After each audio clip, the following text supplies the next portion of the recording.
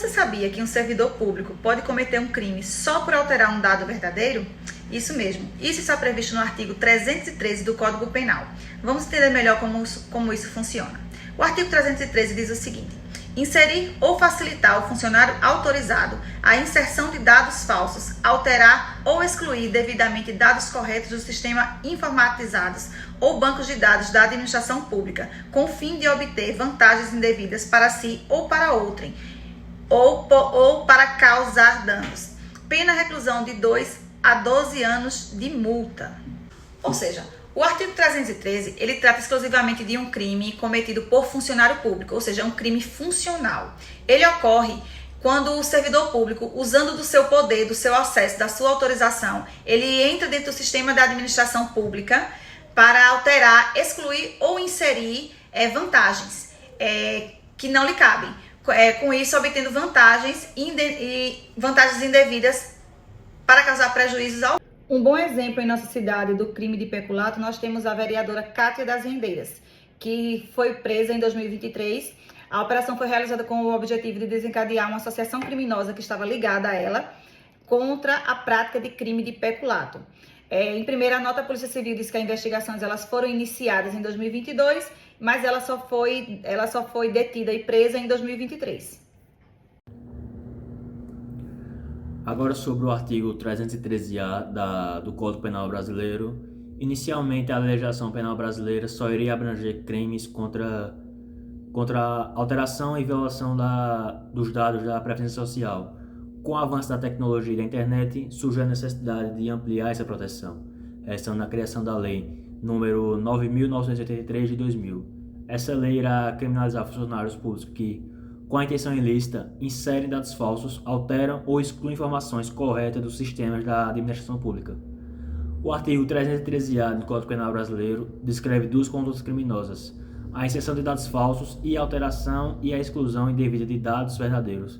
Para que sejam configuradas como crime, essas ações devem ter o objetivo de obter vantagem para si ou para terceiros. A legislação busca proteger a integridade da administração pública e a segurança das informações em seus bancos de dados. O crime é considerado próprio, ou seja, apenas funcionários públicos autorizados podem ser responsabilizados pelo ato. Outros funcionários sem essa autorização podem apenas responder por crimes semelhantes. O elemento subjetivo é o dolo, indicando que a ação deve ser intencional. O delito se consuma com a prática das condutas sem que seja necessário a obtenção da vantagem desejada pelo autor do crime. A tentativa é possível em todas as formas tipificadas. A pena prevista varia de 2 a 12 anos de reclusão, além da pena de multa. E a ação penal é pública e incondicionada. Para contextualizar um pouco do artigo 313-A, eu vou citar um caso prático.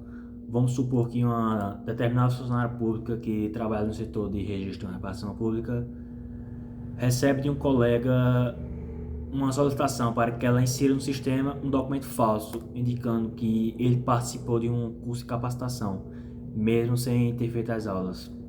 Ele explica que precisa da certificação para conseguir uma promoção e promete a funcionária um suborno para que ela faça a devida alteração.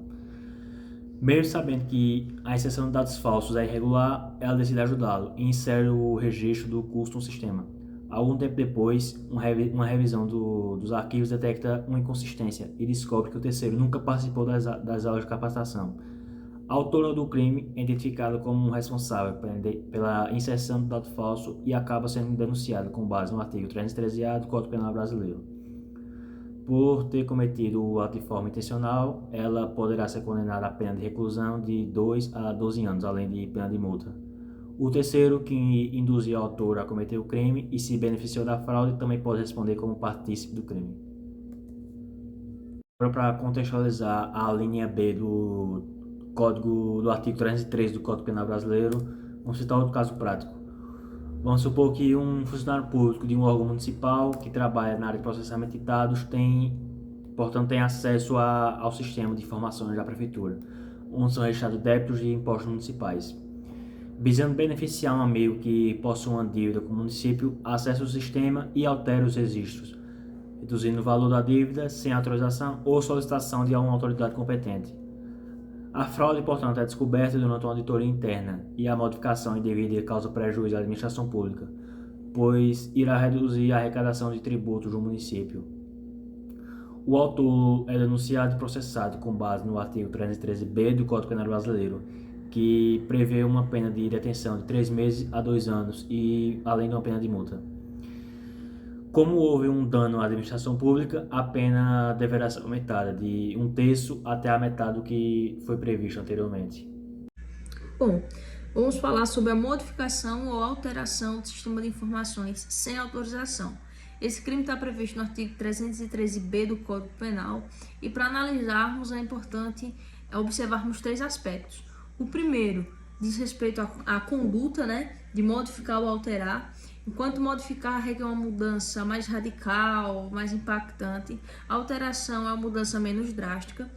O alvo dessa ação, que vai ser um sistema de informação alimentado por banco de dados ou um software, uma plataforma. E o mais importante é que, indispensavelmente, essa ação tem que ser praticada sem autorização ou solicitação prévia de alguém competente. Segundo Rogério Greco, é um crime próprio em relação ao sujeito passivo, que necessariamente precisa ser um funcionário público. É um crime comum em relação ao sujeito passivo, que pode ser o Estado ou qualquer pessoa da sociedade civil que seja prejudicada por essa ação. É um crime doloso, comissivo, também admitido em omissão imprópria, livre, instantâneo, monossubjetivo, plurissubsistente e não transeunte.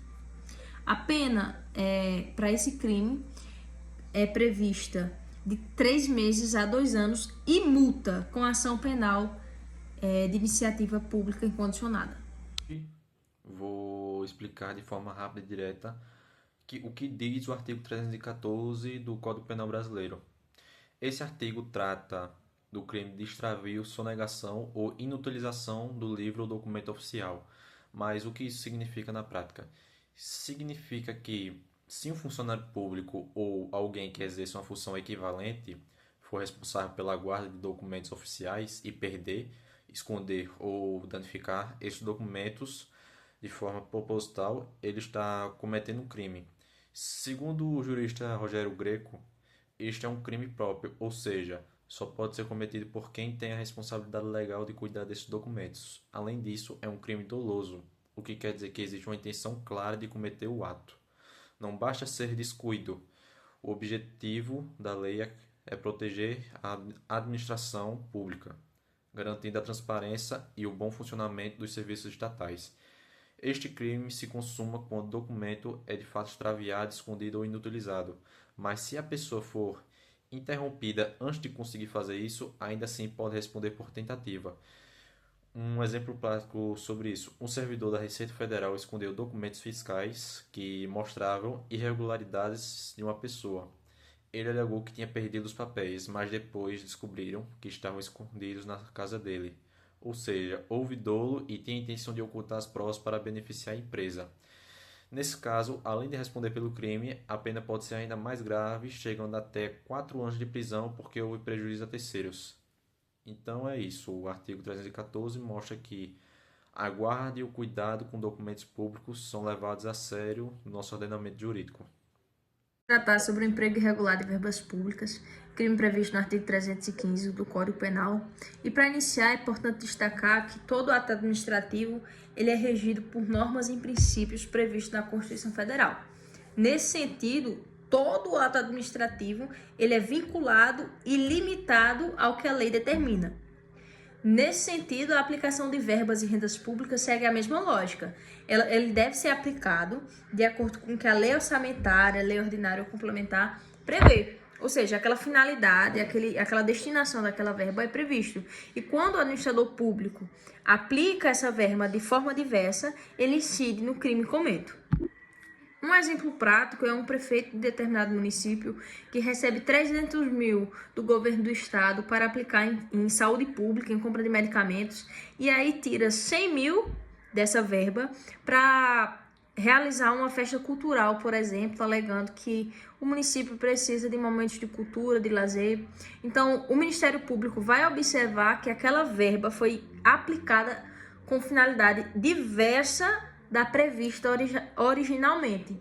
E aí o administrador público, né, vai incidir nesse crime. É importante destacar que, excepcionalmente, em situações de urgência, extrema necessidade, o administrador público pode realizar esse desvio de verba, contanto que tenha justificativas plausíveis e pertinentes, que serão avaliadas pelo TCE, e aí eles vão deferir, né, o desvio de finalidade de verba, se for por motivo de força maior. De acordo com o Rogério Greco, esse crime, em relação ao sujeito passivo, ele é um crime comum, né, onde tem o Estado ou qualquer sujeito da sociedade civil que se veja afetado por esse desvio de finalidade da verba. Em relação ao sujeito ativo, é um funcionário público, né, um crime comum em relação ao funcionário público, onde só o funcionário público pode realizar. É um crime doloso, comissivo, pode também acontecer por omissão imprópria, livre, monossubjetivo, plurissubsistente e transeunte. Ainda, como Rogério aborda em sua obra, um detalhe importante que quando esse crime é praticado por prefeitos, incide-se o decreto 201 de 1967, e aí a pena culminada deixa de ser de 1 a 3 meses e passa a ser de 3 meses a 3 anos de detenção.